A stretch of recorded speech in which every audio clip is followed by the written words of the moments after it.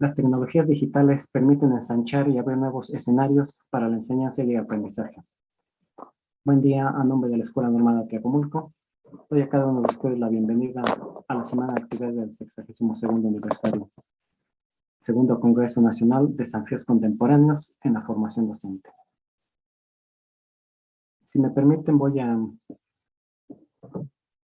comentarles que esta semana iniciamos con la actividad relevante, tanto por quien nos acompaña como por la importancia de la cercanía que nos permite la tecnología, acortando las distancias y además el entendimiento e impacto que tiene al escuchar de viva voz a quien ha puesto en 128 páginas la experiencia de elementos críticos para todo docente.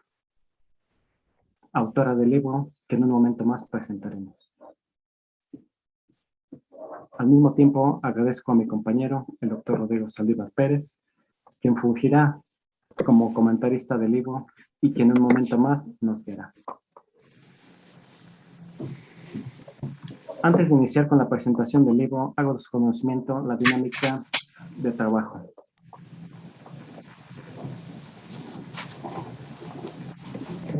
Iniciaremos con la presentación de la autora, quien en 60 minutos nos llevará al impacto de su texto que sigue teniendo en la actualidad. El doctor Rodrigo hará la introducción del texto y al final las preguntas de cada uno de ustedes, para las cuales solicito preparen y hagan llegar a través del chat para la sesión correspondiente. Bien. La doctora Silvia Cuasot, doctora en Didáctica y Organización Escolar por la Universidad de Granada, magíster en Educación Superior, especialista en docencia universitaria por la Universidad Nacional de Patagonia, integrante del grupo Euro-Iberoamericano de Investigación, profesora asociada de Didáctica General, profesora de Tecnología Educativa, profesora de la Maestría en Procesos Educativos, Mediados de Tecnología, así como también por Tecnología de la Universidad Nacional de Colombia, profesora de Maestría en Didácticas Específicas, directora de Educación a Distancia y directora del proyecto de investigación, Proyectos Innovadores para la Enseñanza de la Ciudadanía Democrática. Entre sus textos destacan Programación y Robótica, Didácticas en Tiempo de TIC, y el día de hoy el libro que su autor nos permite estar en estos momentos es Potencialidades Didácticas de la Inteligencia Artificial. Videojuegos, realidad extendida, robótica, plataformas, mediaciones tecnológicas para la enseñanza disruptiva. Si me permiten, cedo la palabra a mi compañero, el doctor Rodrigo Saldívar Pérez. Muchas gracias, doctor Florencio. Es para mí un honor poder comentar algunos de los aspectos más importantes de este libro que hoy nos presenta la doctora Silvia. Bueno, es un libro de 128 páginas, compuesto de 7 capítulos, en el cual la doctora, como el título no lo indica, nos habla de esas potencialidades didácticas de la inteligencia artificial. Cómo podemos usar los juegos, cómo podemos usar la realidad extendida, cómo usamos las plataformas, qué mediaciones tenemos que hacer para que tengamos una enseñanza disruptiva. Dentro de algunas de las ideas que nos menciona la doctora, tenemos la innovación en los procesos pedagógicos mediados por las tecnologías digitales es un camino sin retorno de las instituciones educativas. Creo que este punto es muy, muy importante, ya que vivimos en una época, estamos viviendo una época de pandemia en la que tenemos que hacer uso de estas tecnologías digitales. Y como bien lo dice la doctora, es un camino sin retorno. Todas las instituciones educativas tenemos que ir hacia ese punto, hacia esa innovación de nuestros procesos pedagógicos, pero utilizando la tecnología. Y no solo se trata de incorporar las computadoras dentro de nuestras aulas escolares, sino también de generar las condiciones para su utilización. A tener acceso a las redes, a los servicios, a todas las personas que quieren estudiar, como lo menciona la doctora, tendrían que tener ese acceso.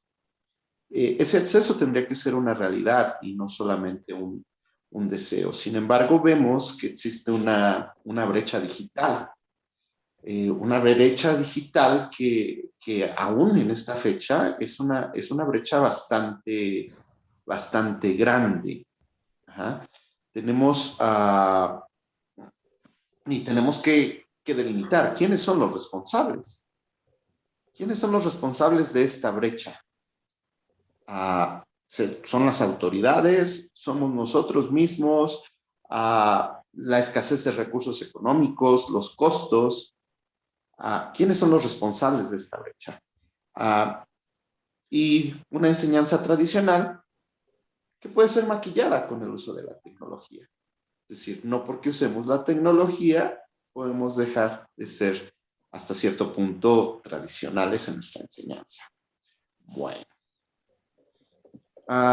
Dentro del capítulo número 1, el desafío de incrementar el pensamiento y realidades a través de las tecnologías digitales, la doctora nos habla de que el mundo actual está en constante cambio.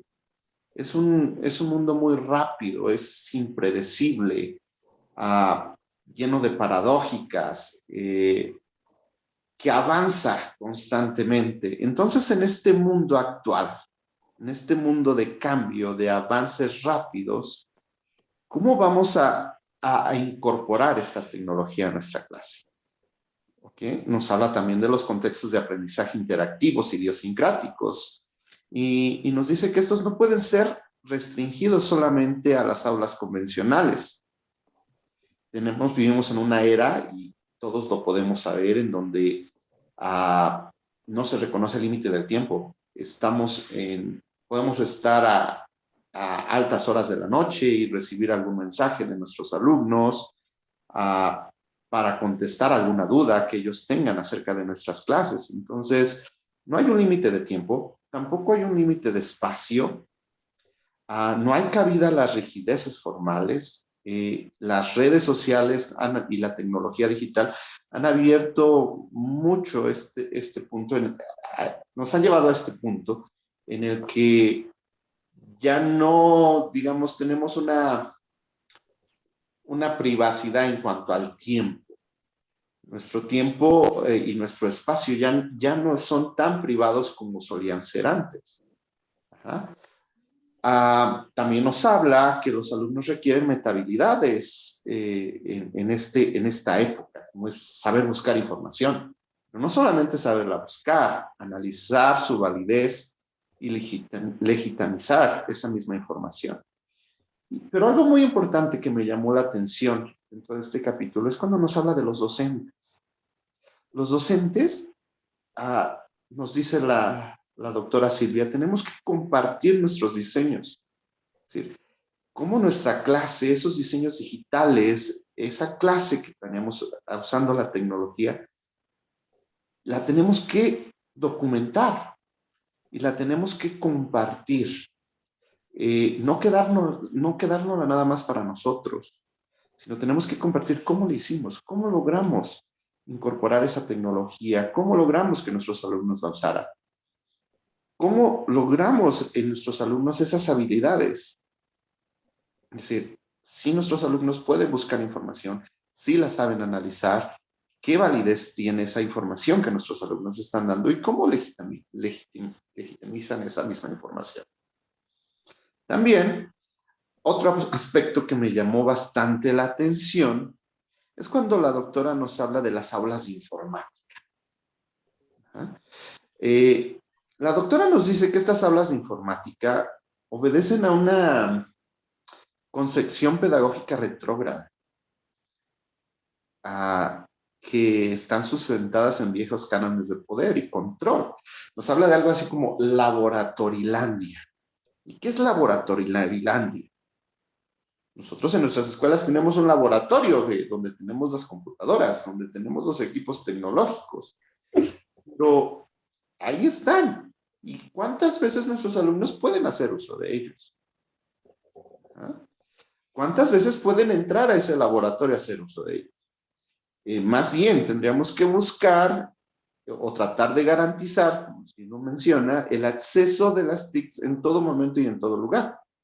Que los alumnos no tengan que acceder a un laboratorio, a un centro de cómputo, sino que puedan hacer uso de toda la tecnología en cualquier momento y en cualquier lugar. Y de ahí se desarrolla lo que ha sido la evolución del Internet, por ejemplo, de pasar de un web 1.0, donde solamente se transmitía y se recibía información, como algunos recordaremos, en carta, por ejemplo.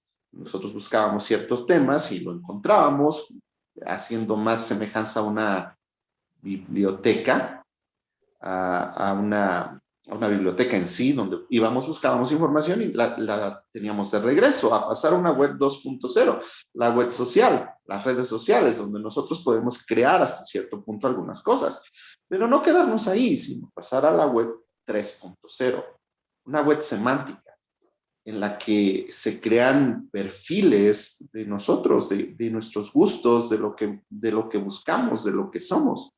Esos perfiles funcionan, nos mencionaba, como un gran hermano virtual. ¿Y quién no ha visto, por ejemplo, cuando entra, no sé, a su plataforma de Facebook o alguna otra red social, que nos empiezan a manejar anuncios de páginas que hemos entrado? Y entonces esos anuncios nos llevan a otros anuncios y a otros anuncios. Entonces, se crea una web semántica, que es lo que actualmente estamos trabajando. Pero esa web semántica nos lleva o trae consigo algunas otras condiciones o características. Al crearse esos perfiles, nos están catalogando, tal como en algunos estudios anteriores hacían, donde nos decían, este grupo de alumnos no es bueno, por ejemplo, y tú ya ibas con esa etiqueta de que este grupo de alumnos no es bueno. Entonces se nos está creando a lo mejor ciertas etiquetas con ciertas características. Y bueno, veamos qué tan bueno es esto o qué tan perjudicial puede ser para la educación. Dice, la escuela no controla la socialización y la enculturación. La cultura del consumo infantil se opone a la educación formal. Muchas veces los intereses de los niños y de los jóvenes no son ya los que la escuela les está proponiendo. Sus intereses van más allá. Muchas veces van hacia ese consumo. Ahora, ¿qué se requiere? Bueno, mejorar el acceso, crear softwares más interesantes, tener medios más creativos, proyectos pedagógicos rigurosos, pero esos proyectos rigurosos con propósitos y calidad de contenidos que a la vez sean desafiantes y motivadores en relación a las posibilidades que ofrece la tecnología digital. Es decir, no a la mera aplicación de los recursos tecnológicos, es decir, no usar la tecnología solamente por usarla, sino que tenga un propósito.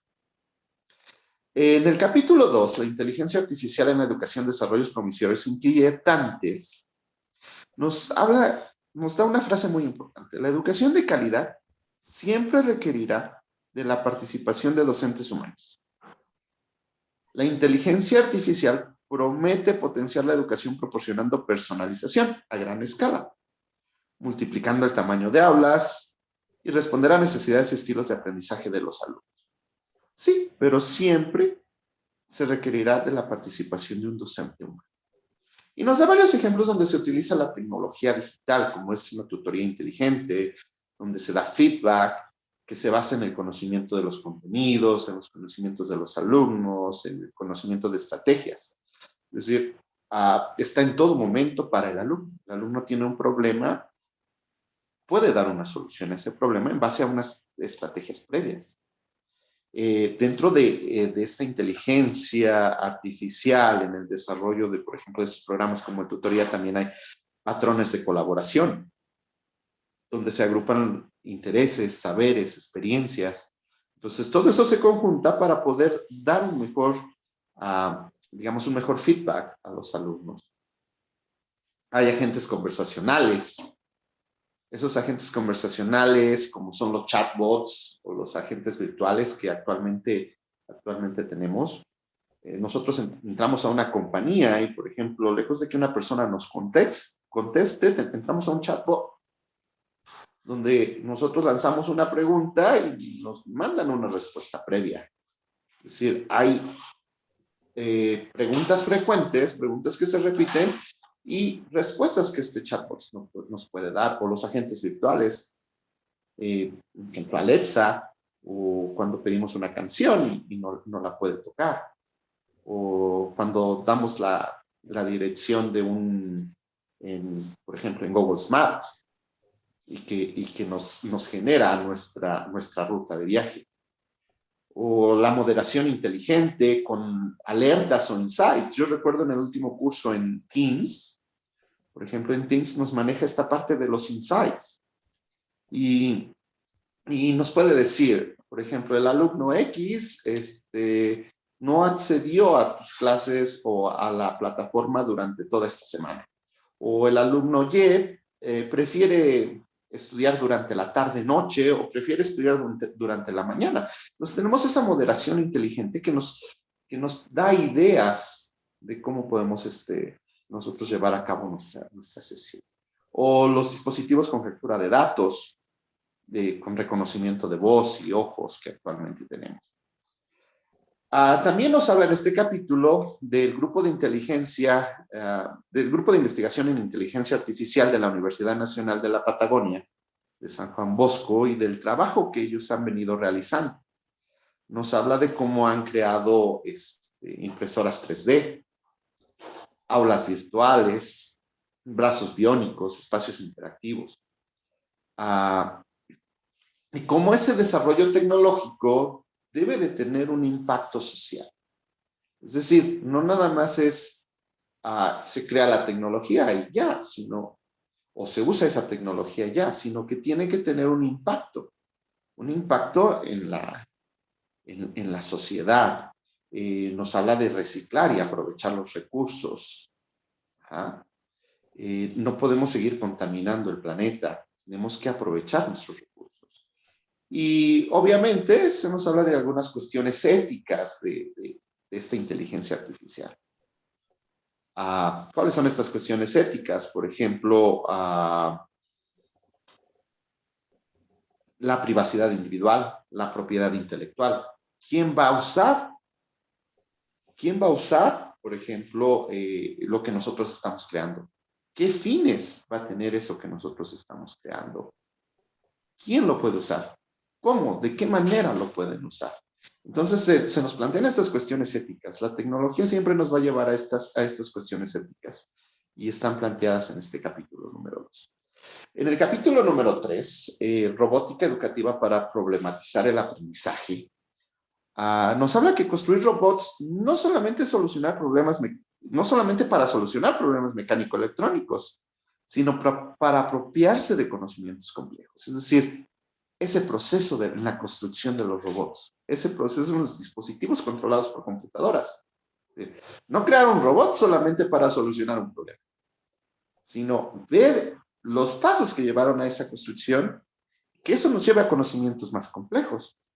Se nos habla incluso de experimentos realizados aquí en México, en el TEC de Monterrey, por ejemplo, en cuanto a la creación de ciertos robots y los procesos que se llevaron a cabo. Se nos habla de ciertas dimensiones que se tienen que seguir, como es la construcción, la elaboración de un programa, la metodología para poder utilizar el dispositivo, y que normalmente tienen que ver con metodologías como es la resolución de problemas, o proyectos didácticos, o aprendizaje basado en retos. Es decir, construir un robot es un reto. Nos va a permitir solucionar ciertos problemas. ¿Ok? Bueno, en cuanto también a esta construcción de robots, y la parte de la robótica nos habla de ciertas estrategias heurísticas, como lo es el ensayo y el error. Los alumnos van a aprender ensayando, cometiendo errores, acertando. Pero también tienen que analizar qué usaron, con qué fin, qué respuestas va a dar. también se tienen que dividir en subproblemas o metas. Es decir, tengo que crear este robot, pero no lo puedo crear yo solo. Tengo que compartir, tengo que colaborar con alguien para crearlo. ¿Ah? Y una vez que ya tengo el problema resuelto, pues tengo que revisar qué procedimientos utilicé. Comparar con otros patrones de referencia que se tenga. Y obviamente, pues integrar a otras áreas de conocimiento. Es decir, es un trabajo en equipo, no es un trabajo que se pueda realizar solo. En el capítulo 4, la doctora nos habla de aprender con realidad extendida, virtual y aumentada. Creo que este es un capítulo muy importante. Ajá.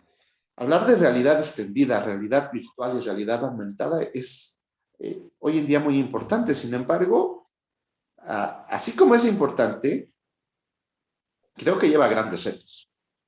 Uno de ellos es la capacidad actual de Internet que tenemos. Nos permite realmente trabajar esa realidad extendida, esa realidad virtual, esa realidad aumentada. Yo me pongo a pensar, por ejemplo, en la industria del cine. En la industria del cine a lo mejor tenemos algunas salas con tecnología 4D, pero ¿cuántas salas con tecnología 4D existen en nuestros entornos? Podemos tener más en tecnología 3D, pero 4D, muy pocas. Y la realidad virtual, la realidad aumentada, esa realidad extendida nos implica el uso de tecnología 4D, como vamos a ver más adelante. ¿Ah? Pero algo importante aquí es que el docente debe seleccionar con criterio que los conocimientos sean pertinentes y relevantes. Es decir, tenemos que seleccionar los contenidos que vamos a trabajar y no solamente a trabajar cualquier cosa. Es decir, no hacer un disfraz de innovación o un recreo lúdico desvinculado de los contenidos. Es decir, no solamente pretender usar la tecnología, pretender usar el juego, pero desvinculado de los contenidos. Y se genera una nueva utopía, mantener vigentes los principios de integridad y de actividades propias de las metodologías basadas en experiencias directas propiciadas por pedagogías de la nueva escuela. Las experiencias que simulan el mundo real permiten a los alumnos encontrar datos, conocer y reconocer información, pensar, formular preguntas y arriesgar respuestas. Es decir, esa simulación del mundo real nos va a permitir muchas cosas. Aprender haciendo. La realidad extendida nos permite sumergirnos en ese aprender haciendo y estar inmersos, estar presentes en algún lugar sin estarlo. Poder, decía la doctora, poder subir una pirámide, pues estar presente en esa pirámide. O los modelos, por ejemplo, existen modelos de realidad aumentada en educación. Estos modelos pueden estar basados en los alumnos, juegos, simulaciones, pueden estar centrados en lugares, en interactuar con entornos físicos, pueden estar centrados en tareas de aprendizajes. Sí. Y hay ciertos niveles, y nos maneja ciertos niveles que van desde el 1 al 4, y era lo que les mencionaba yo. Tenemos elementos básicos como un simple código QR o un nivel 1 con objetos 3D o la proyección de puntos físicos o los HoloLens, o hasta llegar a la tecnología 4D. ¿Y qué tanto podemos utilizarla actualmente con los medios que tenemos? Nos habla que los juegos con mayor valor pedagógico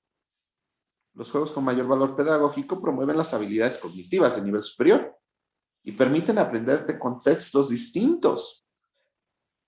Recuperando la percepción sensorial, experimentando con objetos y escenas virtuales. Enriquecer la enseñanza con la realidad extendida implica ciertas cosas. Implica reconocer prioridades, qué recursos tenemos, proponer actividades, procesos cognitivos, organizar una clase, analizar los procesos metacognitivos. Es decir, no nada más puedo decir, voy a utilizar realidad extendida y ya, tengo que tener cierta planeación. Tengo que saber cuáles son mis prioridades. Y también nos implica ciertas preocupaciones. ¿Qué tanto la evolución de la web es de la web que tenemos? Actualmente tenemos una web de 2D. ¿Y qué es lo que requerimos? ¿Cómo cambiar estos recursos? Ajá. Cómo generar curiosidad y ganas por aprender usando la tecnología. Cómo hacer unas propuestas inclusivas y participativas. Otra de las preocupaciones son los costos.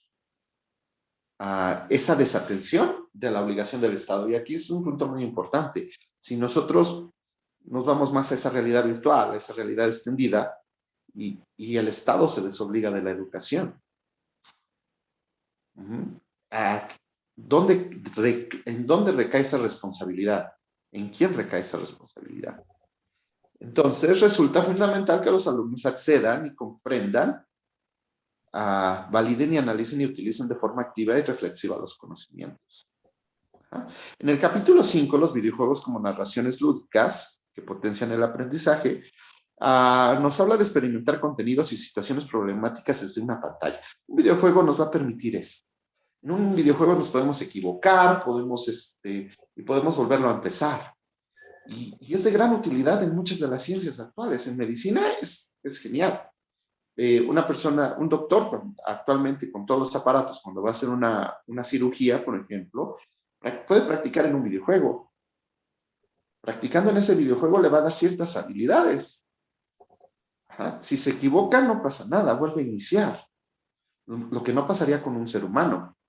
Ahí nos da un ejemplo por ejemplo, en la paroscopía. Decía que las personas que juegan videojuegos cometen 40% menos errores. Hace un par de meses yo tuve una cirugía de la vista y entonces todo se controla mediante botones, controles. La operación se lleva mediante controles. Entonces, una persona que juega videojuegos tiene más capacidad de utilizar esos controles. Entonces, eso nos permiten los videojuegos. También nos ofrecen ese experimentar, ese volver a empezar, ese hacer y corregir errores hasta lograr un máster como tal. Existen diferentes tipos de juegos que no voy a ahondar en ellos, pero sí en esto. No cualquier juego sirve para propósitos educativos. Su importancia debe radicar en el mensaje, en la información subyacente y en las habilidades que se requieren para este juego. Existen los juegos serios, donde se nos permite la resolución de problemas, en donde se nos otorgan premios, pero estos premios inciertos, es decir, no un conductismo clásico, donde tú haces las cosas bien y siempre recibes premios. Hay juegos en donde no por hacer las cosas bien vas a recibir un premio. A veces vas a recibir premio y eso te mantiene motivado. Pero al mismo tiempo no debemos quitarle las características lúdicas a los juegos. Es decir, los juegos siempre van a ser juegos. Y no por querer hacerlo educativo, le vamos a quitar estas características. Un punto muy importante aquí es el círculo de aprendizaje de Kolb o el aprendizaje vivencial, que nos permiten, obviamente, valorar esos juegos. ¿Okay? Bueno, creo que estoy sobre el tiempo, entonces me gustaría solamente pasar hacer un replanteamiento en cuanto al capítulo 6 y 7 muy breve, que nos habla de las plataformas LMS, cómo estas plataformas nos pueden ayudar y cómo podemos utilizarlas en nuestra clase, pero siempre planeando anticipadamente. Y yo creo que cerraría con una frase que me llamó mucho la atención. La innovación no se da por decreto, debe de surgir del docente. En las instituciones donde se promueven las prácticas diferentes, los docentes siguen aprendiendo a enseñar y a trabajar de forma colaborativa. Comparten conocimientos, experiencias, proyectos, respetando las nuevas ideas. No se trata de innovar solo por innovar, sino por las mejoras que puede traer a nuestro trabajo y a nuestra vida. Bueno, pues eso sería todo de mi parte. Muchísimas gracias, doctora. pues me gustó mucho su libro y espero poder comentar más adelante sobre él. Muchas gracias, Rodrigo. Excelente, excelente tu lectura, tu análisis. Un lujo, la verdad, esta presentación. Y seguimos aprendiendo sobre lo yo aprendido y sobre lo que enseñamos todo el tiempo, ¿no? El valor de compartir los conocimientos. Bueno, yo voy a primero agradecerles a los colegas, a Vialney, esta invitación. Realmente es un placer para mí poder estar con ustedes virtualmente. Los invito igual a conocer Argentina y la Patagonia, que es uno de los lugares más lindos del mundo. Por ahora vamos a hacerlo a través de las pantallas. Bien, bueno, voy a compartir entonces pantalla con ustedes.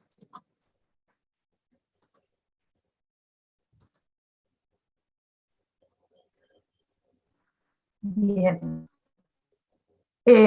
Bueno, en este Congreso Nacional se denomina Desafíos Contemporáneos en la Formación Docente a través de modalidad virtual, se está desarrollando y es el tema que nos convoca, ¿no? La virtualidad, la posibilidad de la incorporación de tecnologías en nuestras prácticas. Bueno, en primer lugar, les quería comentar que este libro tuvo como razón de ser, como motivación principal, una práctica docente de hace muchos años en el campo de la tecnología educativa. En la universidad en la que yo trabajo, de la Patagonia San Juan Bosco, también en otra de la Patagonia que se llama UMPA, Patagonia Austral, mediante trabajo colaborativo con colegas del área de ingeniería que están incursionando en robótica educativa, en realidad virtual, extendida, mixta, ¿no? Todos estos términos que Rodrigo estuvo analizando hace un momento, la elaboración de propuestas, de distintos dispositivos, tratar de hacer prácticas diferentes y tratar también de mostrar que se puede educar con calidad incorporando las tecnologías que, como decía hace un momento Rodrigo, y está planteado en el libro, esto ya no vuelve atrás, ¿no? O sea, esto es un desarrollo constante que vamos a tener que tomar, que ya lo estamos haciendo, sobre todo a partir de la pandemia, y es progresivo, y es importante que reflexionemos sobre qué potencialidades, qué posibilidades, pero también qué desafíos, qué preocupaciones, qué problemas pueden surgir. A mí me interesa mucho el aporte que se hace desde el conectivismo, que da cuenta de un fundamento de mucho de lo que está escrito en el libro. Porque, bueno, George Siemens, entre otros, plantea que es un proceso constante el que realizamos en la conexión de nodos como fuentes de información. Y cada vez más nos damos cuenta que nuestros alumnos necesitan estar permanentemente actualizados, y nosotros como docentes tenemos que darles esta oportunidad, porque no sabemos cuando ellos vayan a trabajar qué les van a requerir, ¿no? Todos sabemos que lo que les estamos enseñando en la universidad tal vez les sirve seguramente en un porcentaje muy alto, pero va a haber un porcentaje de conocimiento que nosotros no vamos a poder abarcar, y va a haber una actualización, un cambio, una recapacitación permanente que les va a ser requerida en sus puestos de trabajo. Por lo tanto, la capacidad de seguir aprendiendo, la capacidad de saber todo el tiempo y de saber cómo encontrar la información, es más importante que lo que se sabe en el momento en que se aprendió y se lo pone en práctica. Y esto implica, bueno, una gran preocupación para los docentes. Y también tener en cuenta que el conocimiento y el aprendizaje dependen de diversidad de enfoques, de teorías, de opiniones. Hay, como dice Alessandro Barico, una verdad rápida, ¿no? O sea, todo un cuestionamiento sobre lo que se transmite en las redes, lo que aparece como información, y esta preocupación, digamos, esta responsabilidad que tenemos los docentes para enseñarles a los alumnos a validar la información que encuentran, que no las primeras páginas que aparecen en Google pueden ser las que nos presenten una información válida, científicamente comprobable, con una institución que apaña, ¿no?, esta información, con un docente investigador que da cuenta de su trabajo. Por lo tanto, bueno, todos estos aportes que se hacen desde el conectivismo implica pensar que hay que enseñar metahabilidades, ¿sí? Hay que enseñar a ver las conexiones entre ideas, conceptos, áreas. Hay que aprender y enseñar a aprender a tomar decisiones en el momento en que es preciso hacerlos, ¿no? Just in time, dicen muchos colegas. Bueno, es un replanteo, es un volver a pensar qué estamos enseñando, cómo lo estamos enseñando, para qué lo estamos haciendo y en qué contextos, ¿eh? Sobre todo cuando sabemos que muchas de las profesiones que existen hoy en día, en el futuro, próximo, inmediato, no van a existir, y van a existir otras. Entonces, esta flexibilidad es fundamental y las tecnologías tienen mucho que aportar para ello. Estamos acá.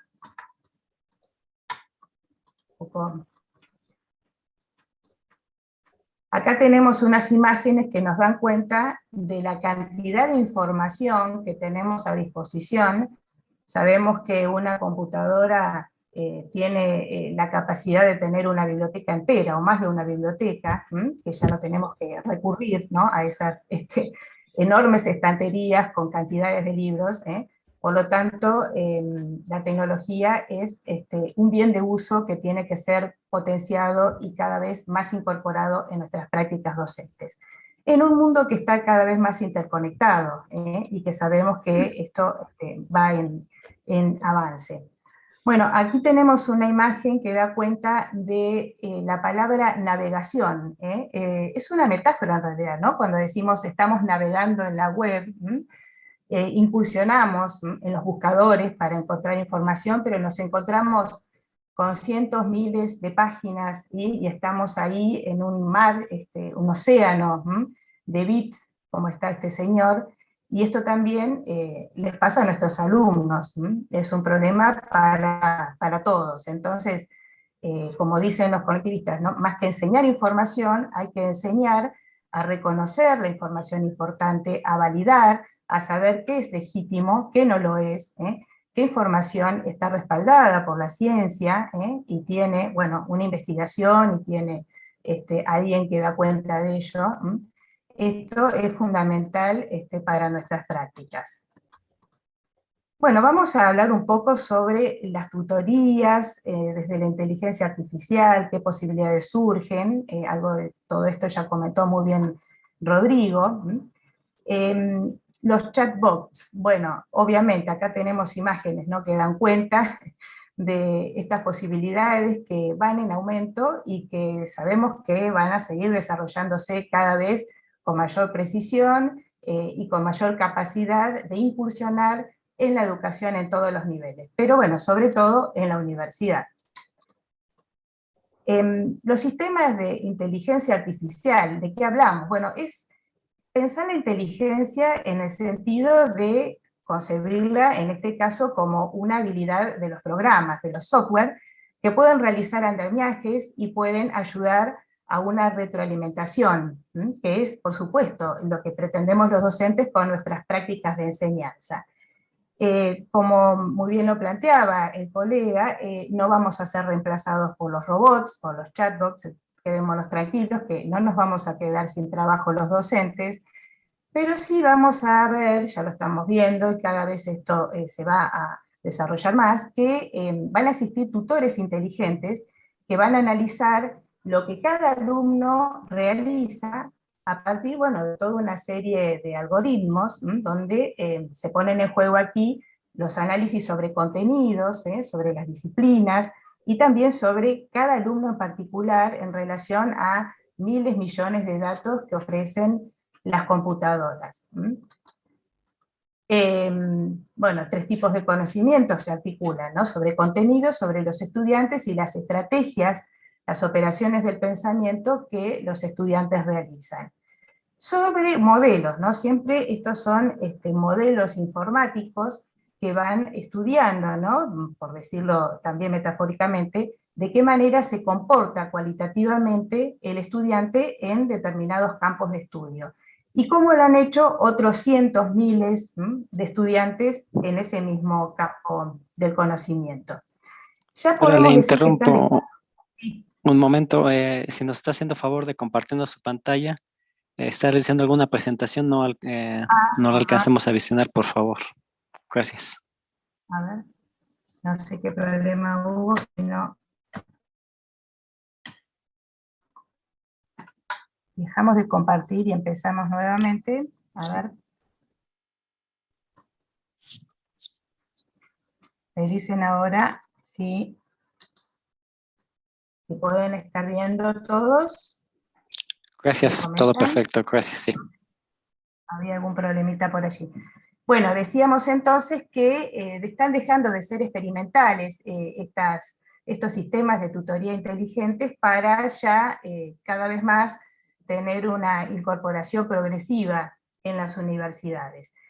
Y el valor, mejor dicho, un valor que tienen estas experiencias es que reducen las tareas rutinarias y repetitivas que hacemos los docentes, ¿no? Eso también es un punto a favor muy importante, que puede tener que ver con cuestiones administrativas, ¿no? O de corrección automática, que bueno, se pueden realizar muy bien a través de estos desarrollos informáticos.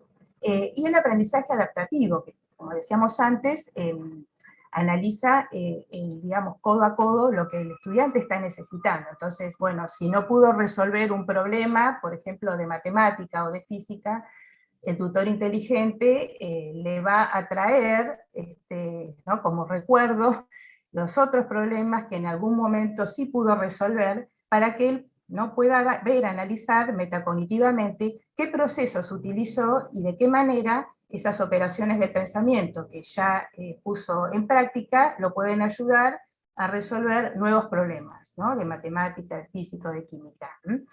Lo cual es muy difícil que podemos hacer nosotros los docentes, ¿no? Poder traer, ¿no? Todo un proceso que realizó el alumno, incluso en años anteriores a nuestro, que estamos nosotros en el ciclo lectivo que estamos dictando, poder analizar todo su proceso de aprendizaje realmente se torna como muy difícil, ¿no? Así que bueno, no vamos a ser reemplazados los docentes por los robots, no se va a dejar de lado la relación docente-alumno porque es intrínsecamente humana, pero sí vamos a poder tener más ayuda pedagógica para trabajar en la enseñanza. El tutor inteligente no le dice al alumno lo que está mal o lo que está bien en sus respuestas, sino que hace un recorrido por todo su proceso de aprendizaje, ¿no? Es mucho más puntilloso este trabajo. Hay distintos roles, por ejemplo, el trabajo colaborativo, un tutor inteligente podrá meterse como uno más de los estudiantes y señalar cuando se salen del tema y ya no se está trabajando, ¿no? Sobre una propuesta que hizo el docente para analizar. Puede hacer preguntas para que los alumnos se vean, ¿no? en la necesidad de responder y de explicar. Todos sabemos que cuando nosotros explicamos algo lo aprendemos mucho mejor. Pueden también señalar puntos que están confusos. También pueden asesorar al docente en relación a la conformación de los grupos de trabajo. A veces esto es también un problema para nosotros los docentes, ¿no? Saber cómo moderar un grupo, cómo ayudar a que se conforme y demás. Bueno, hay distintas herramientas muy potentes y esto vamos a ver que se va a ir incorporando cada vez más.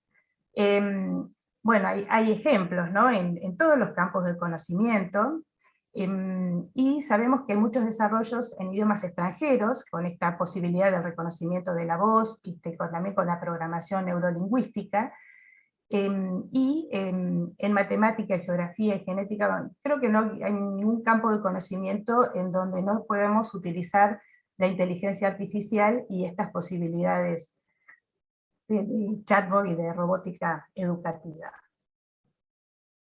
Es fundamental también hacer una aclaración. Cada vez tenemos que tomar más conciencia de que es imprescindible enseñar programación, ¿no? Lenguaje de programación en todos los niveles del sistema educativo, y fuertemente en la educación pública, porque en la educación privada hay avances importantes en este sentido, pero no lo vemos tanto en la educación pública. Y esto es muy, muy relevante, ¿no? O sea, tenemos que saber utilizar las máquinas, y tenemos también que lograr eliminar el miedo, la preocupación, cierta resistencia, ¿no? Y cuanto más sepamos el lenguaje de la programación, el lenguaje de la informática, más capaces vamos a ser de aprovechar las potencialidades que tienen y también de nosotros saber manejarlo, ¿no? Y no estar dependiente siempre de un programador, un informático. Así que bueno, así como en algún momento en las escuelas, en algún siglo era importante, se consideró importante enseñar latín y griego, en este momento sabemos que la tecnología tiene que ser un área de formación y tiene que ser obligatoria y en todos los niveles. Lenguajes de programación en las escuelas, ¿no? Por favor. Bueno, también podemos hablar del diálogo socrático, ¿no? Esta ida y vuelta entre un chatbot y un estudiante que va como tironeando, ¿no? Diría Vygotsky, realizando andamiajes, digamos, trabajando en la zona de desarrollo próximo para que se pueda lograr un aprendizaje más rico, más profundo.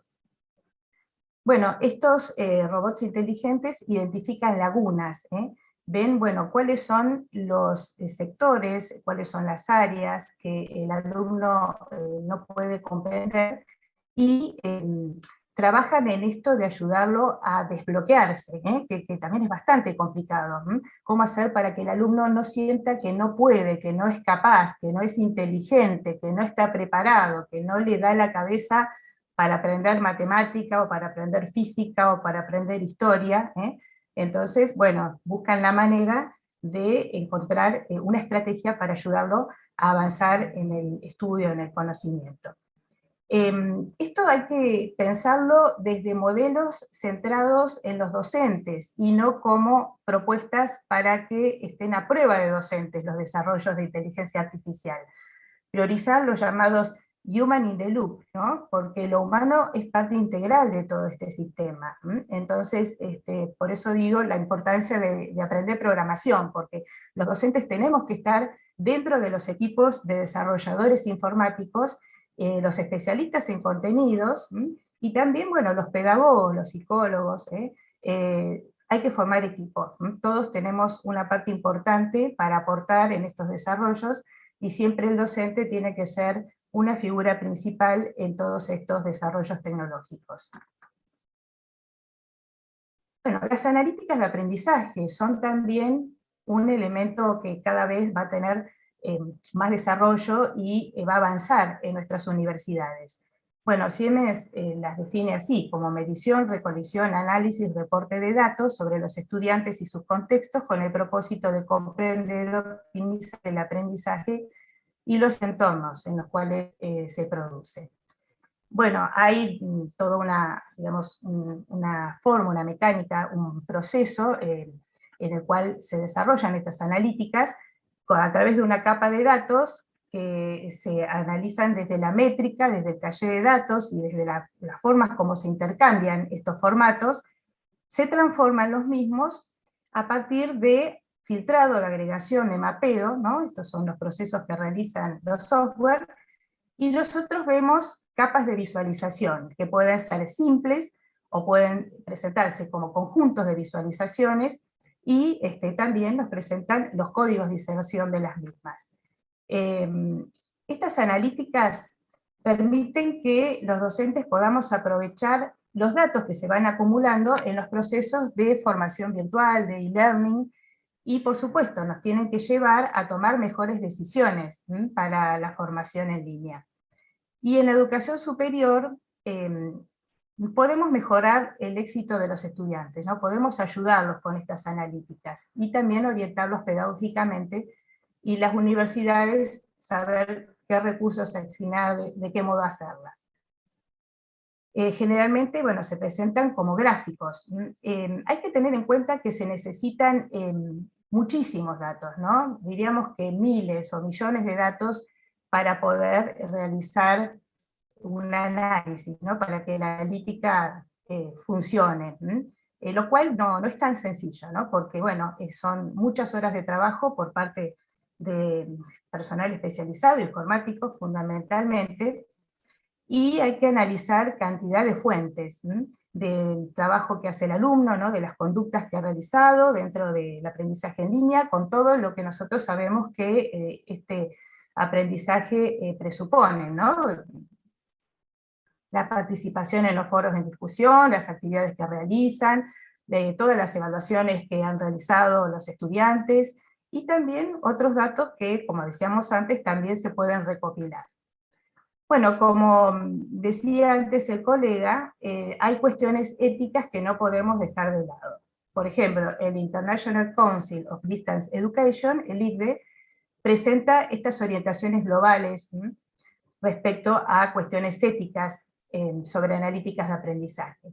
La transparencia, la propiedad, control de los datos, quién accede y quién no accede a los mismos, cómo lograr la validez y la confiabilidad de estos, qué responsabilidad tienen las instituciones y qué obligaciones, cómo se comunican esos datos, cuáles son los valores culturales que hay que tener en cuenta, cómo garantizar la inclusión, cómo lograr el consentimiento de los estudiantes de los cuales se recogen esos datos, y qué tienen que hacer, qué acciones y qué responsabilidad le competen a ellos. También la Unión Europea implementó en el año 2018 un reglamento general de protección de datos para tener en cuenta, garantizar la privacidad. Y se establecen distintos principios para acceder a los mismos y para almacenarlos. Porque surge cierta confusión, hay quienes piensan que los datos son de las instituciones, y en el peor de los casos de las personas que acceden a los mismos, ¿no? De los que los recopilan y los analizan. Esto no es así, los datos son de los estudiantes y no están separados de la identidad, es decir, los datos son los mismos estudiantes, son ellos, ¿no? Parece una frase muy elaborada, pero en realidad es así, o sea, los datos son las personas, no están fuera de ellas. Por lo tanto, las instituciones no son dueñas de esos datos, tienen una administración temporaria que tiene que estar legislada, que tiene que estar sujeta a políticas, y hay condiciones, ¿no? Para almacenarlas, y también, bueno, hay que especificar esos periodos en los cuales los datos de los alumnos se almacenan. Asegurar la transparencia institucional.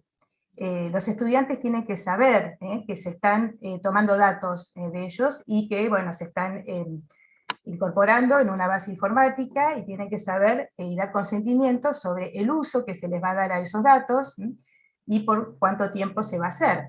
Ustedes imagínense que a través de la inteligencia artificial, pensemos un poquito, ¿no?, en la potencialidad que esto tiene.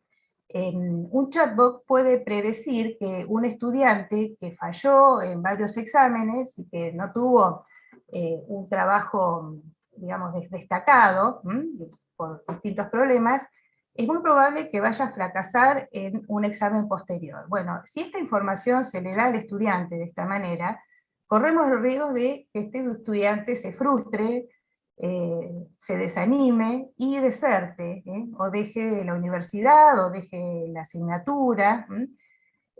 Bueno, aquí es fundamental entonces tener en cuenta y considerar estas cuestiones, y el papel del docente. ¿Cuántas veces nosotros como docentes hemos tenido la experiencia de que ante situaciones de ese tipo, una palabra de aliento, un comentario esperanzador, trabajar la autoestima del estudiante, ayudarlo a reconocer sus capacidades, darle, bueno, digamos, una oportunidad más, pero también en este sentido humano de la relación, ha tenido como resultado que el estudiante retome un estudio, vuelva a creer en él mismo y no deje los estudios, no se vaya de la universidad.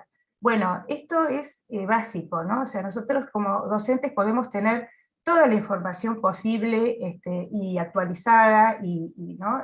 Con datos muy precisos sobre el desarrollo y la trayectoria de cada estudiante, pero somos los que tenemos que decidir qué se les dice, qué no se les dice, cuándo, cómo, por qué, de qué modo. Creo que está claro, ¿no?, todo esto en relación a la inteligencia artificial. Bueno, los estudiantes se tienen que poder involucrar, decíamos, en todos estos procesos de analítica del aprendizaje y en la inteligencia artificial. Y hay que formarlos en la responsabilidad de entender lo importante que es todo esto para ayudarlos en su trayectoria académica, pero también en, digamos, las preocupaciones y los recaudos que es preciso tomar. Me gustó mucho esta cita de estos autores, Cole, Engel y Niño, que dicen que tenemos que renunciar a la búsqueda de un modelo ideal de ejercicio de la inteligencia artificial para procesos colaborativos y, por extensión, a las analíticas de aprendizaje. No pensar en un modelo con validez universal, independientemente de las características de los procesos, de los actores, de las tareas, de los contenidos, y de los resultados alrededor de los cuales se articula la colaboración.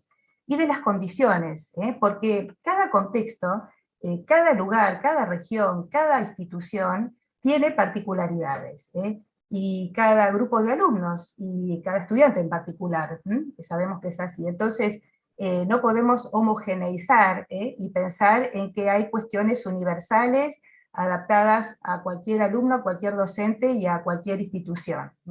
Todo es muy importante siempre y cuando tengamos presente estos recaudos éticos que sabemos que son para seguir pensándolos además. Bueno, sobre robótica educativa, bueno, Rodrigo hizo un muy buen análisis, ¿no?, de la importancia que tiene la robótica educativa, que está explicado en el libro. Y fíjense que, bueno, acá tenemos algunos ejemplos. Acá, jóvenes de una provincia argentina, que es Mendoza, bueno, estudiantes de ingeniería de la Universidad Nacional de Cuyo, que está en esa provincia, elaboraron este tipo de robot, que es un submarino que recolecta micro y nanofragmentos de plástico dentro del ecosistema marino. Y tiene un sistema de filtrado que logra recolectar estos fragmentos bajo el mar, por supuesto, y bueno, va limpiando la superficie marina. Son estudiantes de ingeniería industrial, hay uno que estudia marketing y música, y distintas ramas de la ingeniería, los demás. Bueno, todo lo que podemos hacer, ¿no?, todo lo que nuestros estudiantes cuando se entusiasman pueden lograr a través de la robótica educativa. Aquí tienen otro, es en México, esta producción, es bueno, una serpiente, se está trabajando mucho en los sistemas zoomórficos, en robótica educativa para simular animales, y en este caso para aprender el movimiento de serpenteo que realiza una serpiente cuando se desplaza. Así que bueno, acá los alumnos pudieron trabajar sobre este dispositivo. Como decíamos, decía antes Rodrigo, bueno, son proyectos que abarcan diseño, investigación, construcción y control de mecanismos, intervienen varias ramas de conocimientos, ¿no? No solamente del área computacional, de la informática, sino también mecánica, electromecánica, incluso, bueno, ramas del diseño, hasta también ramas artísticas. Digamos que son importantes estos proyectos porque son multidisciplinares, y se trabaja en forma colaborativa. No tiene sentido que sea un alumno solo el que trabaje en esto, porque lo más rico es la discusión, el análisis, el ensayo y error, la puesta a prueba, y el trabajo también colaborativo entre docentes de distintas disciplinas de una institución. Bueno, hay robótica educativa, les diría, desde el nivel inicial hasta los posgrados, cada vez hay más desarrollos. Y desde el punto de vista didáctico, todo lo que tiene que ver con el método por proyectos y resolución de problemas sería la fundamentación pedagógico-didáctica que da cuenta de estos trabajos que podemos hacer con los alumnos. Bueno, las dimensiones principales son la construcción, la elaboración de un programa y la metodología para saber cómo utilizar ese dispositivo. O sea, se construye, para esto hay en el mercado varios kits, algunos muy simples, muy sencillos, pero que permiten comenzar a incursionar en la construcción de dispositivos, y luego, en la medida en que se va avanzando, que van adquiriendo mayor seguridad los estudiantes, ya pueden construir robots educativos incluso con material descartable, y esto también es muy importante para tomar conciencia sobre el medio ambiente, o sea, cuánto se puede hacer utilizando materiales que están en los basureros, les diría, ¿no? O sea, cualquier cantidad de material que se descarta en las ciudades, que se puede utilizar para construir estos robots. Bueno, la realidad extendida a través de la realidad virtual y aumentada, lo más importante que se logra con esto es el aprendizaje inmersivo. Cuando nosotros queremos que nuestros alumnos aprendan profundamente un contenido, tenemos que buscar la manera de que se metan de lleno en ese contenido. Bueno, estas propuestas tecnológicas, realidad aumentada, realidad virtual, tienen ese propósito. A través de videos en 360 grados, a través de sonidos, de texturas, entramos en un mundo en el cual nuestro aparato neurosensorial está absolutamente implicado. No es lo mismo aprender inglés a través de la voz de nuestra profesora, de un audio, ¿no? Un video, que entrar en Londres. Entrar en Londres con un casco, ¿no? Con los lentes especiales, estos que tenemos ya a disposición, y entramos en Londres y tenemos que ir a un supermercado y le tenemos que preguntar a alguien una dirección, tenemos que hablar y tenemos que entender lo que nos dicen, y nos desplazamos por una calle y vemos un cartel y dialogamos con un nativo. Bueno, todo esto es posible. O sea, si nosotros pensamos en la diferencia, ¿no?, pedagógica, que es la lectura de la página de un libro y la voz de la profesora, que siempre es la misma, salvo cuando podemos escuchar un audio, un video, y esto de entrar en un país extranjero, bueno, son diferencias muy, muy abismales. Pero obviamente el contenido es fundamental, ¿no? De no caer solo en lo innovador por sí mismo.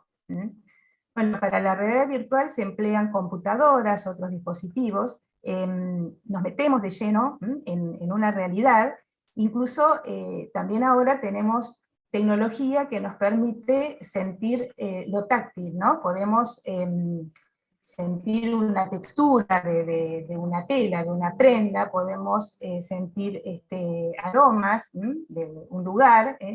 Bueno, todo esto también es posible, o sea que los 5 sentidos están absolutamente comprometidos en un aprendizaje que no se olvida nunca, ¿no? Si los alumnos tienen esta posibilidad, realmente podemos hablar de significatividad, como decimos los pedagogos. Bueno, esto empezó en el terreno de los videojuegos, pero cada vez se extendió más a otros campos, y hoy tenemos videojuegos con realidad virtual que seguramente los jóvenes que están participando aquí lo juegan todo el tiempo.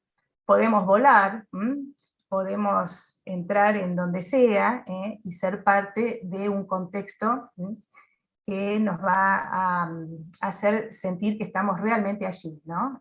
Con nuestro cuerpo y con nuestros sentidos y con nuestro espíritu. Nos hundimos en un microcontexto. Ahora bien, tenemos que pensarlo desde lo didáctico en relación a no caer digamos, en los espejitos de colores, ¿no? En lo lúdico por sí mismo. Si queremos que los alumnos aprendan historia y diseñamos un contexto de realidad virtual para ello, tenemos que respetar el contenido histórico. Entonces hay que conocer muy bien ese contenido, ese contexto, esa época, esos actores, la multicausalidad histórica.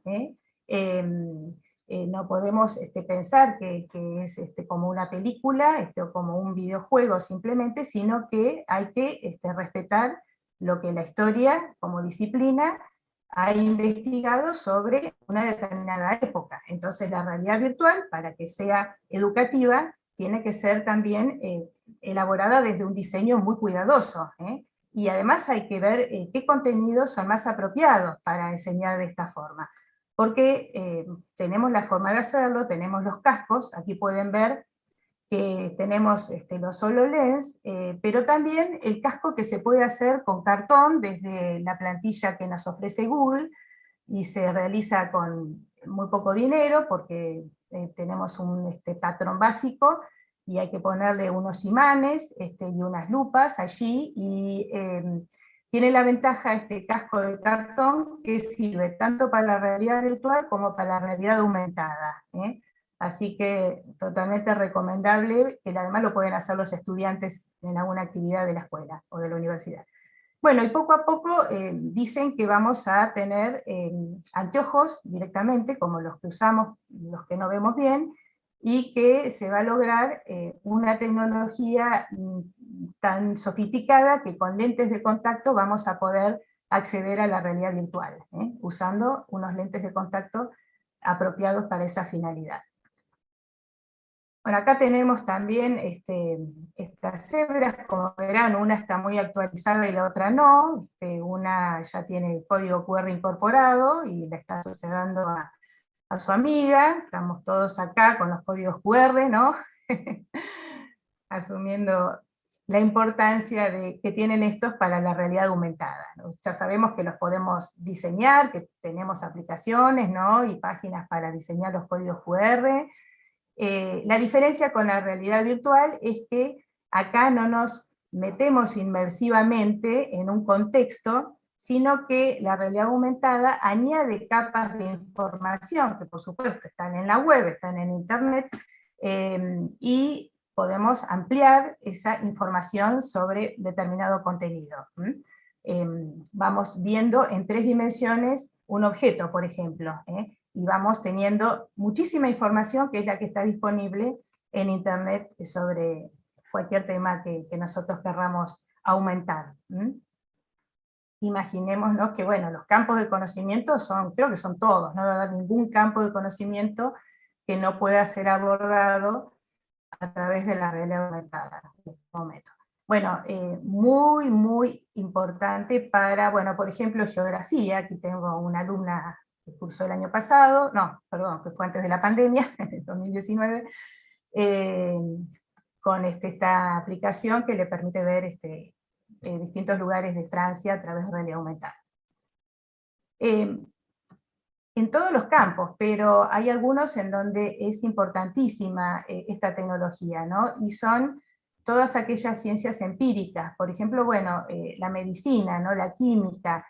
Es muy difícil enseñarles a los estudiantes acerca de moléculas, de combinaciones, de proteínas y demás, de los movimientos de las moléculas. Bueno, la realidad aumentada posibilita esto, ¿no? O, bueno, geografía, si queremos ver un volcán en erupción, ¿no? Va a ser muy difícil llevarlos hasta uno, a no ser que vayamos a España, ¿no? A Palma, pero podemos hacerlo y lograr una visualización espectacular a través de estos desarrollos. Bueno, no sustituimos a la realidad física, ¿no? Lo que siempre decimos es que si tenemos la posibilidad de acceder a la realidad física, no hay tecnología que lo sustituya. Nosotros acá en Patagonia, que estamos rodeados de mesetas, bueno, si la profesora y el profesor de geografía tienen que enseñar meseta patagónica, saquemos a los estudiantes para que vean la meseta, que seguramente la van a tener muy cerca de la escuela. Ahora, si queremos analizar un volcán en erupción, obviamente que allí la realidad aumentada y la realidad virtual nos van a ofrecer posibilidades tecnológicas muy superiores a ver un libro o a ver un video. Podemos ser astronautas y volar sobre un planeta desconocidos. Los cirujanos pueden realizar operaciones. Ustedes saben que en este momento hay desarrollos tecnológicos en la medicina muy sofisticados y se opera en un lugar, pero con indicaciones de un experto que las brinda para que en otro lugar se realice esa intervención quirúrgica. Esto ya se hace varios años. bueno, la arquitectura, ¿no? Poder saber una casa, un edificio, cómo va a ser, cómo diseñarla, entrar en esa casa y ver todas las posibilidades arquitectónicas, la exploración de lugares, ingeniería, bueno. De todos modos, hay docentes y hay padres que piensan como esta mamá pájaro, ¿no? Que le dice que no le importa si el amigo tiene simulador de vuelo y usted aprende por su cuenta y punto. Estamos hablando de realidad aumentada y realidad virtual, y nosotros en realidad tenemos que reconocer que hace años, décadas, hay realidad virtual, y si no, nosotros no podríamos subirnos a un avión, ¿no? Si alguien nos dijera que el piloto del avión en donde estamos subiendo aprendió de un libro o con las lecciones de su profesor en la universidad, creo que nos bajamos todos del avión, porque en algunas áreas ha sido imposible la formación, la capacitación profesional, si no era a través de la realidad virtual. Así que lo que ahora nos parece muy novedoso, como siempre pasa con las tecnologías, hace años que esto ya estaba y ahora estamos viendo la importancia que tiene para la formación de nuestros estudiantes en todas las áreas. Pero bueno, para la aviación esto es moneda corriente hace muchos años. Sobre los videojuegos tenemos que pensar y analizar y replantear nuestra práctica docente en relación a lo simbólico que implica un juego, y en el caso nuestro de la tecnología, los videojuegos. Porque hay que lograr una alfabetización múltiple, y esto implica ser creativos y utilizar críticamente otros lenguajes. En teoría lo decimos, pero en la práctica a veces cuesta incorporar estos desarrollos. Y está comprobado a través de numerosas investigaciones que las imágenes permiten un trabajo psíquico intenso en las personas. Por lo tanto, hay que dejar de lado ingenuidades pedagógicas, como pensar que las imágenes son fantasmáticas, como que captan la realidad y nos muestran tal cual es, porque las imágenes son producciones culturales, por lo tanto están elaboradas, diseñadas, filtradas. Tampoco se traducen significados a través de las imágenes, y no está bien pensar solamente en lo apropiado. Por ejemplo, si vamos a utilizar videos, utilizar o dar importancia a los documentales y dejar de lado un video que puede ser lúdico, ¿no? Basado en una viñeta, en una tira cómica, en personajes ficticios, siempre y cuando, por supuesto, tengan valor educativo y estén relacionados con los contenidos. Pero hay muchísimas imágenes que son muy potentes. Y también, bueno, el filtrado de las páginas web, ¿no? Hay que enseñarles a los estudiantes a validar la información de la web, pero con este sentido de la educación. Suele haber resistencia, desconfianza y rechazo respecto a lo lúdico, porque muchos docentes sienten que pierden el control de sus clases, y esto es algo que tenemos que formar a los docentes para que no exista esta resistencia, ¿no? El juego implica creatividad, libertad, exploración. Bueno, acá tenemos un ejemplo de un videojuego que tiene que ver con una simulación el trabajo que tiene que hacer un bombero, y en el videojuego le comentan en el mismo que que tendría que haber echado el agua en la base de la llama, y así se hubiera apagado en muy poco tiempo, y que si hubiera entrado en la zona del bosque de esa forma, se habría muerto. Bueno, no podemos estar en algunos lugares que son muy críticos, muy peligrosos, o muy onerosos también, ciertas prácticas, ¿no? De laboratorio, y las simulaciones, los videojuegos, la realidad virtual y aumentada hacen aportes fundamentales para todo esto. Y además, la creación de avatares, los alumnos suelen animarse a hacer más cosas y a tener una mayor precisión y destreza cuando pueden hacerlo no con su propio cuerpo, su propio rostro, sino creando un avatar, ¿no? O sea, digamos, esta combinación, ¿no? de la personalidad, de la identidad, y también de la creatividad y la fantasía, es muy valiosa para varios estudiantes. Y estas PSV, plataformas del simulacro virtual, como decíamos antes, permiten abordar contenidos complejos, realidades que son muy difíciles de abordar de otra forma, que quedan en la teoría y no en la práctica, todo aquello que es riesgoso y todo aquello que implica y necesita más tiempo para ser reflexionado, comprendido en su real dimensión y complejidad. Bueno, los videojuegos, dice Crawford, fíjense que es del año 1982, a diferencia de las simulaciones, son representaciones artísticas de un fenómeno, porque como decíamos antes, todo lo que es arte, creatividad y lo lúdico tiene que ser incorporado en las prácticas docentes.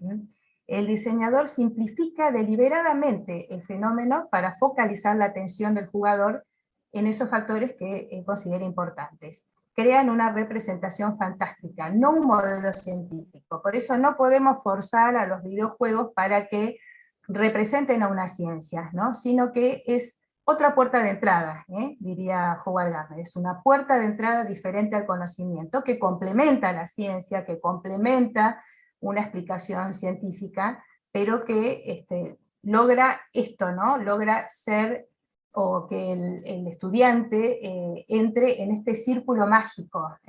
Todos los que son jugadores de videojuegos saben a qué me refiero con el círculo mágico. Los videojuegos, llevan a pensar en forma apasionada. Hay una implicación total en esto. Se crean mundos nuevos, complejos, pero para ello el jugador se tiene que entrenar, tiene que jugar mucho, y tiene que tener un estado mental que le permita asumir esta actitud lúdica. O sea, son como las dos caras de una moneda, ¿no? El entrenamiento constante, mucha práctica en videojuegos, pero al mismo tiempo una mente preparada para lo lúdico, que es el placer del juego, ¿no? Ese es el círculo mágico.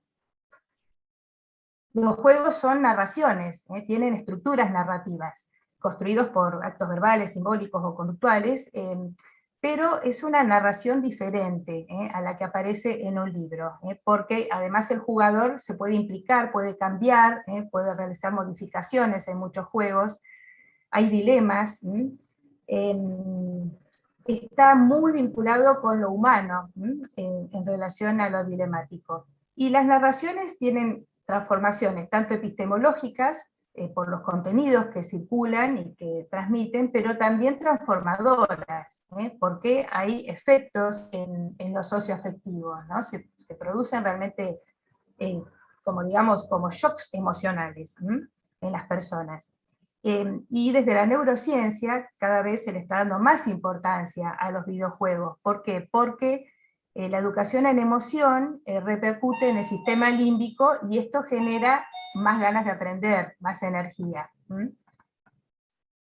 Bueno, hay juegos, minijuegos de entretenimiento y juegos serios, los serious games, que ya explicó Rodrigo, que son aquellos que explican actitudes y comportamientos más complejos, y que están muy vinculados con las experiencias en un mundo real o ficticio. Bueno, esta imagen creo que es muy elocuente lo que significa, ¿no? Estamos todos grandes, niños, jóvenes, adultos, de toda edad, muy vinculados con la tecnología, y esto ya forma parte de nuestra cultura. Este autor, que yo lo leí después de haber escrito el libro, Alessandro Barico, decía, hablamos de mediaciones los docentes, ¿no? Sobre todo, como decimos, las tecnologías permiten mediaciones, pero en realidad los jóvenes no los asumen a estos dispositivos tecnológicos, sobre todo el celular, como mediación de nada, sino que un móvil, un teléfono inteligente, para los más jóvenes sobre todo, es una extensión de su propio cuerpo y de su propia mente, ¿no? Forma parte de su identidad, y conforma su identidad junto, por supuesto, con otros productos y procesos. Así que bueno, todo un replanteo.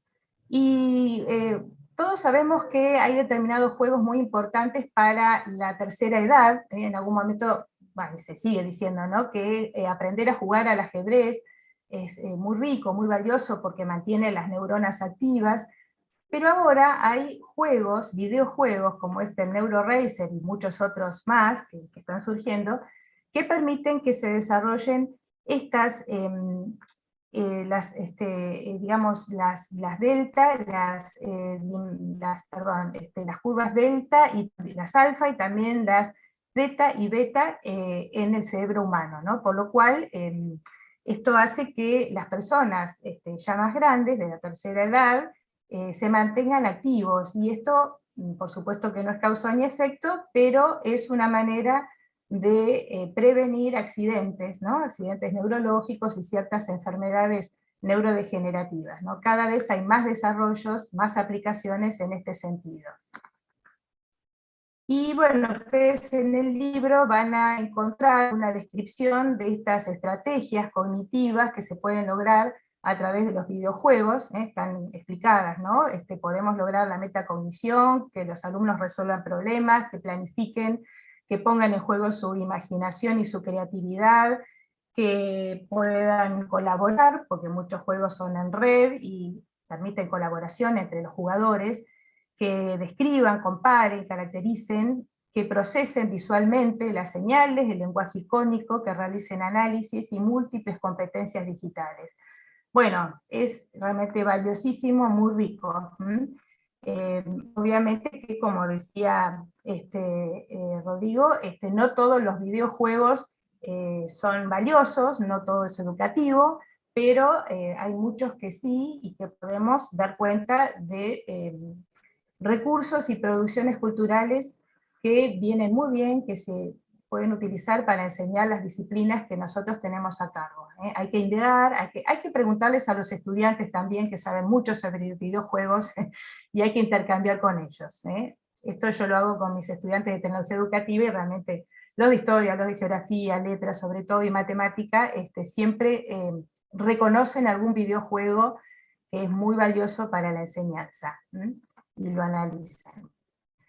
Bueno, también en forma breve se plantea la importancia de enseñar desde abordajes transmediáticos en el libro, porque una historia transmediática se desarrolla desde múltiples plataformas, dice Jenkins, y cada nuevo texto contribuye a la totalidad.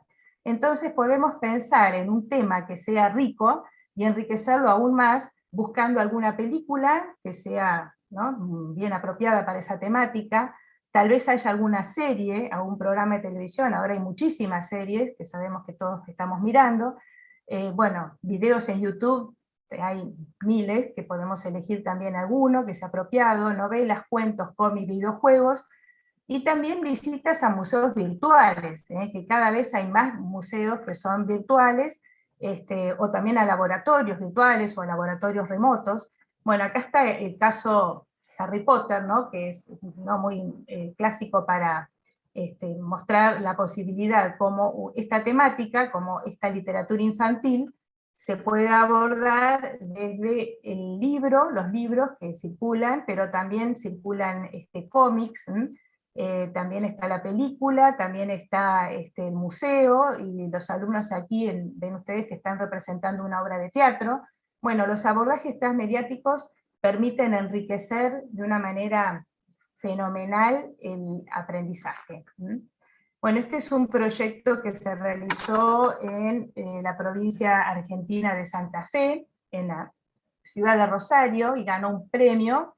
Fue un proyecto transmedia que se llamaba De Barrio Somos, y ellos hicieron un abordaje transmediático a través de realidad virtual, diseñaron una serie, escribieron un libro, diseñaron un videojuego, un juego, también hicieron una producción de figuritas y una kermés sobre el barrio, un barrio de esa ciudad de Rosario. Bueno, aquí tienen algunas imágenes, ¿no?, de la serie que ellos filmaron y difundieron, el libro Hechos de Barrio, bueno, juegos, bueno, pueden ver entonces algunas de las producciones de esta excelente producción transmediática que para los estudiantes de alguna de las disciplinas de la escuela media o de la universidad, obviamente que enriquece muchísimo el estudio sobre algún barrio, en este caso un barrio. Bueno, plataformas, aquí tienen algunas de las muchísimas plataformas que están circulando, algunas las conocemos, circulan mucho, otras no tanto. En Argentina, Moodle es como la reina de las plataformas. Bueno, Educativa es una plataforma diseñada en esa misma ciudad que les decía recién, ¿no? Por un informático de rosarino, de la provincia de Santa Fe, y también se usa mucho, sobre todo en el nivel superior, en los institutos de formación docente. Y Moodle en muchas universidades. Pero bueno, también se usa Blackboard, Dockeo, Sakai, y bueno, muchas otras. Hay en el libro planteos un tanto dilemáticos sobre los sistemas LMS estandarizados de gestión de aprendizajes, ¿no? Porque hablamos de gestión, pero ¿qué gestionamos? ¿Cómo lo hacemos? ¿Para qué aprendizajes? Hay un planteo metafórico comparando de alguna forma una plataforma LMS con un territorio de formación implica combinación, ¿no? De contextos, de finalidades. Entonces también esto tenemos que llevarlo a las plataformas. No deberían ser territorios cerrados, lugares de los que no nos podemos mover demasiado, sino que deberían permitir diferentes recorridos de articulación. Pero bueno, a veces también pasa esto, ¿no? Que el informático que realiza algunos cambios, por ejemplo en Moodle, a través de distintos componentes, y ¿no? Logra hacer, bueno, incluir otros elementos, otros componentes, y después se encuentra con que los docentes hacemos esto, ¿no? Que como el gato que en vez de usar el diseño para alimentarse cuando nosotros nos vamos de viaje, bueno, hace lo que quiere. A veces los docentes somos así, ¿no? Yo me hago cargo por lo menos, no sé ustedes. Bueno, las instituciones tienen que propiciar que estas tecnologías sean ciberlugares, decían, ¿no? Donde podamos dejar una huella, cualquiera de nosotros, tanto los docentes como los estudiantes. No deberían ser absolutamente estructuradas y estructurantes las plataformas, tampoco son objetos neutros, sino organizadoras de la acción pedagógica, y poder reconfigurar marcos de pensamiento. Porque lo que importa es lo que hacen los docentes y los alumnos, ¿no? Que a veces hacemos lo mismo que ese gato, y no lo que el diseñador pretende, el desarrollador.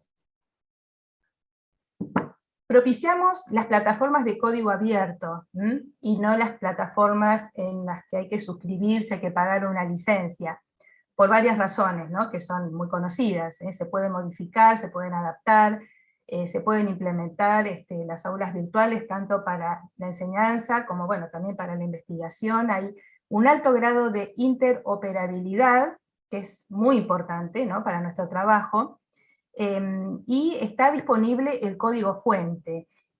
Por ejemplo, la plataforma Moodle, que es muy utilizada, tiene la ventaja para nuestros países que tiene los manuales en español, entonces esto realmente facilita muchísimo, ¿no? Y hay además una comunidad de usuarios y de informáticos que participan en todo lo que es bueno, el aporte y canalizando dudas y demás, que es muy grande. Entonces ahí también tenemos un punto a favor.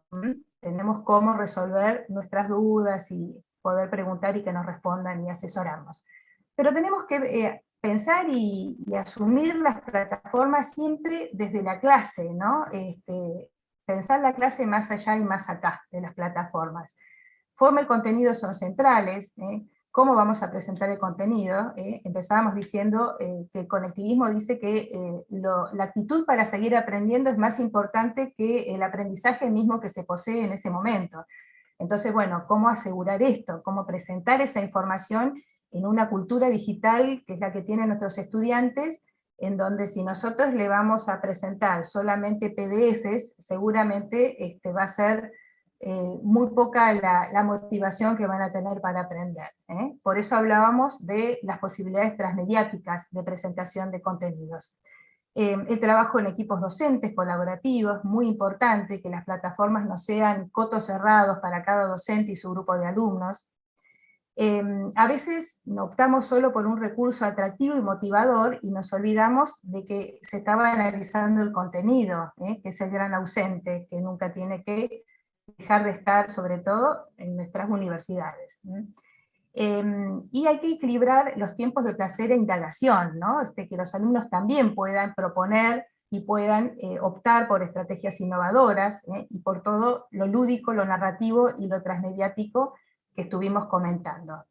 Sobre todo con las posibilidades que ya existen, que nosotros podemos diseñar, y con las que ya van a venir, ¿no? Están incorporándose paulatinamente, yo diría que más que paulatinamente, aceleradamente, en nuestras instituciones educativas. Bueno, muchas gracias. Aquí está mi correo electrónico, y un placer poder haber compartido con todos ustedes este libro, que espero que les resulte bueno, importante para seguir pensando en las prácticas docentes. Muchísimas gracias, doctora Silvia. Es un placer para nosotros tenerla aquí presentando su libro, muy interesante, y cedo la palabra al doctor Florencio. Gracias. Doctora, si nos permite, vamos a iniciar con la sesión de preguntas y respuestas. Y uno de los primeros planteamientos que nos hacen alumnos que están en la especialidad de historia: ¿a dónde queda la historia en la actualidad y en el futurismo? ¿Qué podemos hacer los docentes en formación para que la historia no solo les interese, sino que los alumnos de secundaria visionen su importancia en el desarrollo educativo cuando están bombardeados con tanta tecnología? ¿Qué podemos hacer? La historia es una ciencia apasionante, y hay que poder enseñarla con esa misma pasión que tienen los colegas historiadores.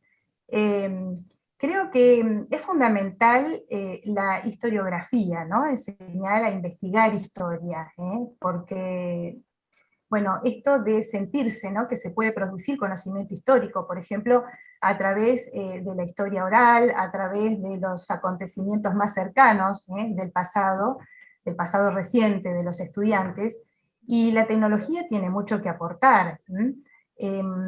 Por ejemplo, los alumnos de historia de este año, que trabajamos en la virtualidad, me imagino que igual que todos ustedes, ellos hicieron descubrimientos interesantísimos, ¿no? Ustedes saben que, bueno, como varios de nuestros países, tuvimos una historia negra en nuestro país, en Argentina, que fue la dictadura, y pensábamos, por lo menos desde, no sé, los pocos conocimientos históricos que yo poseo, que estábamos en la Patagonia muy alejados de estos procesos, de lo que sucedió en Córdoba, en Buenos Aires, en Tucumán, y sin embargo, mis estudiantes encontraron un centro de detención ilegal en una zona muy alejada, ¿no?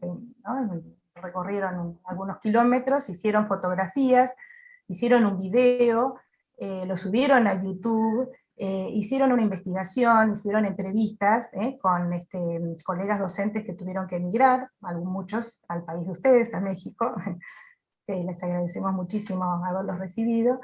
Y bueno, hicieron una producción interesantísima, ¿no? Y se sintieron historiadores, ¿no? Pudieron indagar. Y lo hicieron con tecnologías, no nos pudimos ver en todo el año presencialmente. Así que bueno, ellos recorrieron lugares, tomaron fotos, hicieron un video, lo presentaron, lo subieron a YouTube, entrevistaron, buscaron datos, los corroboraron, un trabajo excelente. Bueno, esto es un ejemplo. Creo que las tecnologías son un recurso, un medio, son una forma más que tenemos que utilizar para que el alumno se sienta implicado, lo cual no significa dejar de lado el texto, el libro, el capítulo, el artículo, todo eso también, pero con todo lo que tenemos a disposición para hacer la historia más interesante. Y hay mucho a disposición.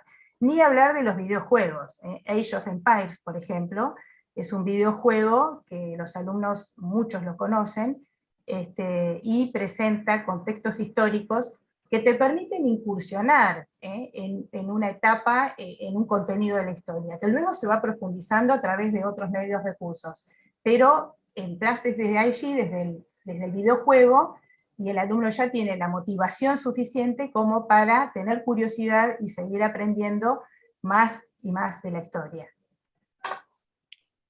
Gracias, doctora. Un segundo planteamiento del maestro Raimundo. ¿Cuáles son las posibilidades reales de aplicar la inteligencia artificial en la educación? Aunque ya se tiene, pero acercarla a los contextos donde podría la inteligencia artificial ser un componente clave en un modelo educativo o por lo menos lograr una certificación curricular en educación superior. Sí, la inteligencia artificial se está aplicando cada vez más, sobre todo en la educación superior, y yo creo que 2020 y 2021 han sido años de clivaje, ¿no? Como bisagra, que van a permitir que haya cada vez más desarrollos. Por supuesto que con todos los recaudos éticos que estuvimos mencionando, hay que buscar en estos desarrollos de inteligencia artificial que ayuden pedagógicamente al docente, pero por eso yo siempre abogo por el trabajo interdisciplinario en estos desarrollos, donde también tiene que estar el docente, el pedagogo, porque por ahí la mirada de una sola ciencia, como es la informática, no tiene en cuenta todos estos aspectos pedagógicos que son fundamentales. O sea, el docente es la figura principal, y la relación humana es básica. O sea, es muy aburrido tener un docente que sea un robot, ¿no? Debe ser tremendamente aburrido, por más que sea muy potente y por más que pueda analizar error por error que cometió el alumno y demás, pero el diálogo humano es insustituible, ¿no? Aunque la tengamos a Sofía allí respondiendo, ¿no? Y demás, y todo esto que ya sabemos, en algún momento, digamos, esta empatía que solamente se logra con el diálogo entre personas, no hay robot que lo suplante, ¿no? Por lo menos esta es nuestra realidad actual. Así que bueno, aprovechemos lo que vamos a ver que se va incorporando en la universidad desde la inteligencia artificial, pero siempre siendo nosotros los protagonistas como docentes, diciendo hasta acá, esto me parece importante, esto me parece que no, que me hace perder el tiempo, que no me facilita nada, que no me ayuda, entonces no, el criterio lo pone el docente, ¿no? Pero siempre y cuando no tengamos una actitud de negación total, como lo hemos estado haciendo en estos 2 años de trabajo virtual. O sea, hemos visto y reconocido la importancia de las tecnologías. Bueno, esta misma actitud la tenemos que tener también para la inteligencia artificial, sin negarla, pero siendo muy conscientes de hasta dónde, por qué y para qué. Gracias, doctora. Hay un planteamiento recurrente que la voy a sintetizar en una. ¿Cómo hacer que la realidad actual, el aprendizaje y la enseñanza en las comunidades donde la tecnología en México sabemos que es inversión, pero cómo los docentes en formación podemos recortar la distancia tecnológica en comunidades sin tanto acceso? ¿Cómo podemos hacer que las clases que tenemos tecnológicamente en la Escuela Normal de Atlacomulco son perfectas, pero cuando vamos a los contextos rurales, todo ese sueño se acaba? Es un tema de política educativa, ¿no? Nosotros los docentes, los pedagogos, podemos tener muchas ideas, pero hay decisiones políticas que la didáctica y la tecnología educativa no las van a poder resolver, porque tienen que ver con otras decisiones, otras esferas y otros actores.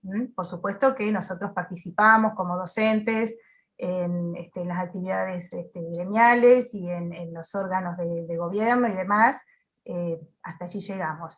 Pero lo que también tenemos que pensar es que el celular está muy difundido, ¿no? Sabemos que en sectores muy desfavorecidos, un gran número de chicos y de adultos cuentan con celulares, cuentan con teléfonos, o tal vez en un grupo, uno de los jóvenes tiene un teléfono, otros no, pero lo pueden compartir, se pueden intercambiar y demás. Entonces, la tecnología no está ausente tampoco en estos sectores populares. La tecnología, por supuesto, no toda la que nosotros querríamos, pero existe. Entonces, primero tenemos que ver e indagar cuál es la tecnología que se dispone y a partir de allí elaborar nuestra propuesta didáctica. Y también tener siempre un plan B.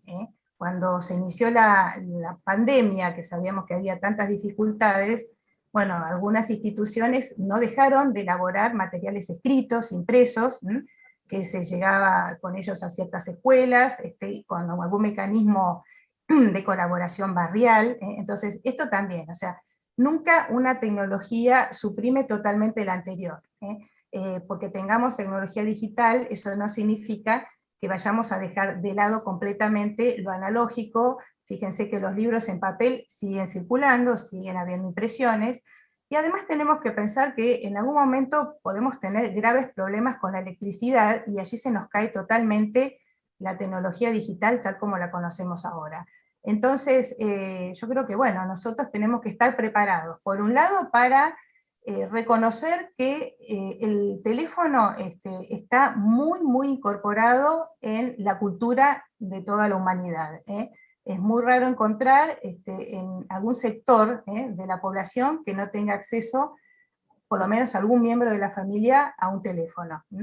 Y en segundo lugar, no descartar, no pensar que porque tenemos estos desarrollos ahora cada vez más promisorios de inteligencia artificial, tenemos que descartar lo analógico, lo impreso, que también son una forma de aprender que ha tenido la humanidad durante siglos, y que en algún momento podemos tener que volver a ella, porque nada garantiza que tengamos luz y electricidad para toda la historia de la humanidad. Pueden haber problemas con eso también. Gracias. Un último planteamiento es, sin duda el papel de los docentes es fundamental en el proceso de aprendizaje de los alumnos, pero ¿en qué medida la inteligencia artificial propicia el desarrollo del pensamiento crítico en el aprendizaje específicamente de la historia?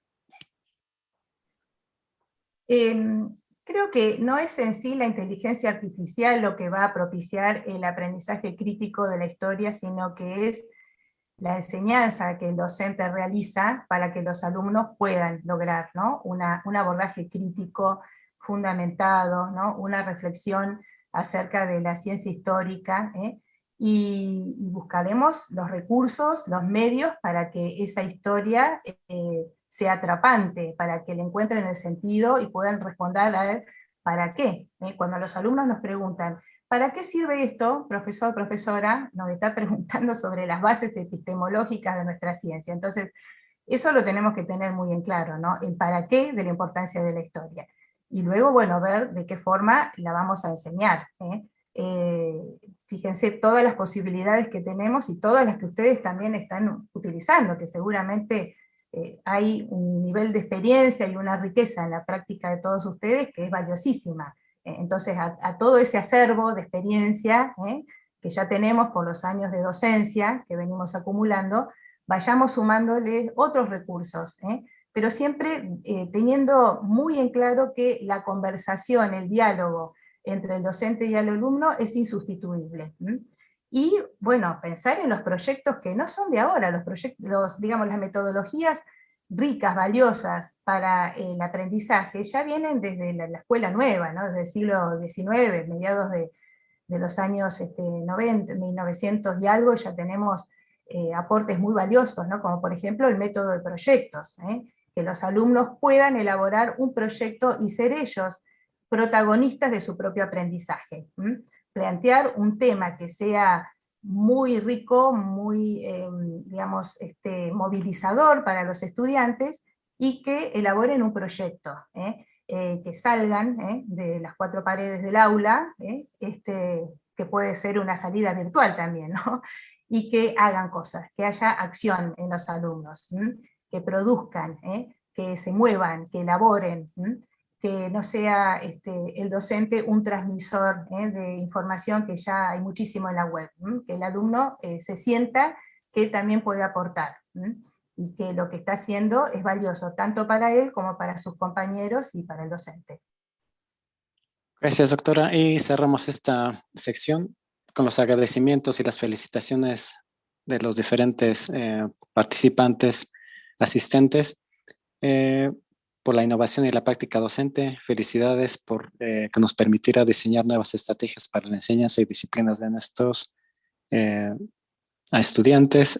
Excelente análisis de las tecnologías y herramientas digitales. Muchas gracias. Bien.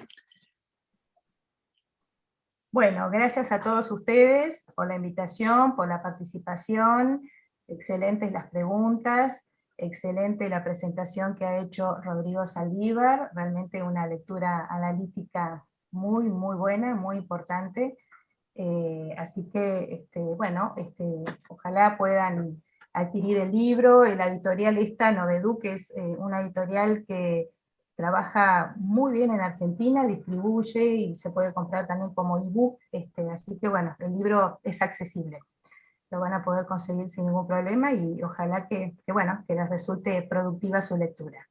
Muchas gracias a Dilaney y a todo el equipo del instituto, y bueno, un placer con mis colegas mexicanos. Muchas gracias, doctora.